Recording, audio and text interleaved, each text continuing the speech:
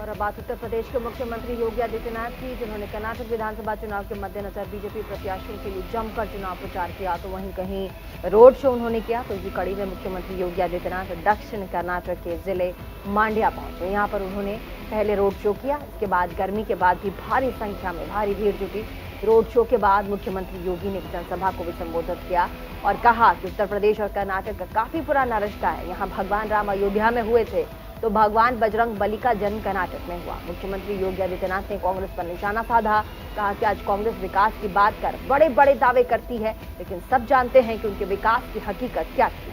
कांग्रेस सरकार के राज में प्रोजेक्ट कभी पूरे नहीं हुए। उत्तर प्रदेश और कर्नाटक का संबंध आज से नहीं, त्रेता युग से है। मर्यादा पुरुषोत्तम भगवान श्री राम के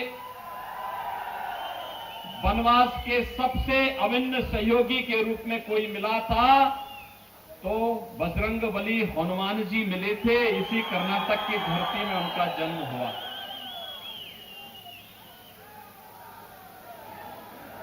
और इसीलिए आप देखते होंगे ये मित्रता कितनी अभिन्न है, कितनी अभिन्न मित्रता है।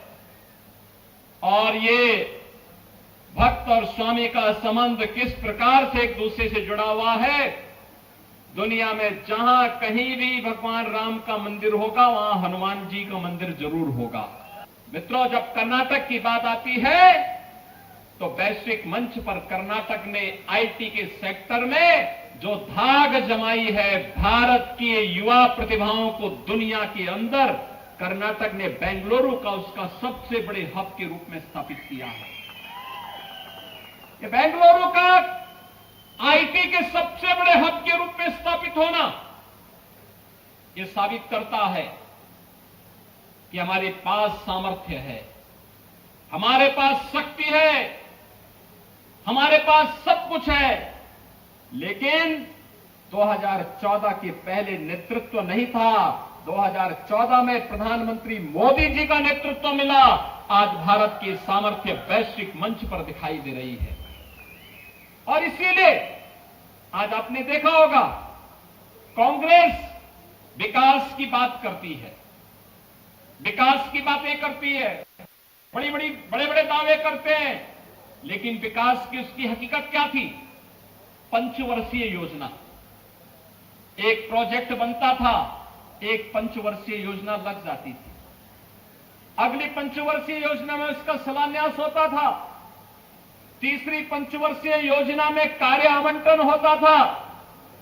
चौथी पंचवर्षीय आज प्रारंभ होते ही फिर वह प्रोजेक्ट से दम तोड़ देता था और प्रोजेक्ट कभी पूरा नहीं होता था। ये कांग्रेस की असलियत थी। डबल इंजन की सरकार की सामर्थ्य और शक्ति का प्रदर्शन वहां पर मजबूती के साथ होता है।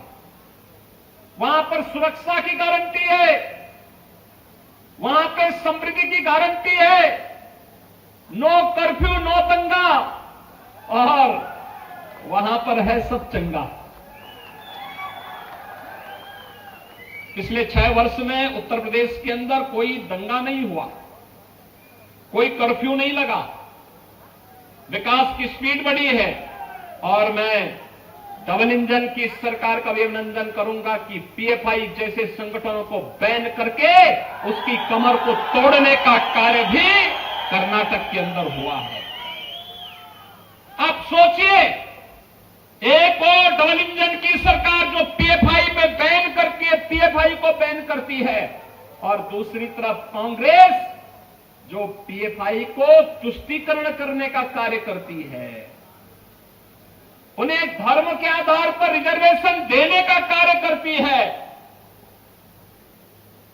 धर्म के आधार पर आरक्षण यह भारत के संविधान के विपरीत है, असंवैधानिक है। हमने अनुसूचित जाति जनजाति के आरक्षण के दायरे को बढ़ाया है, दिव्यांग जनों के आरक्षण के दायरे को बढ़ाया है, अन्य जरूरतमंदों को आरक्षण का लाभ दिया है। लेकिन धर्म के आधार पर 1947 में भारत का विभाजन हो चुका है। भारत धर्म के आधार पर आरक्षण की वकालत नहीं कर सकता है।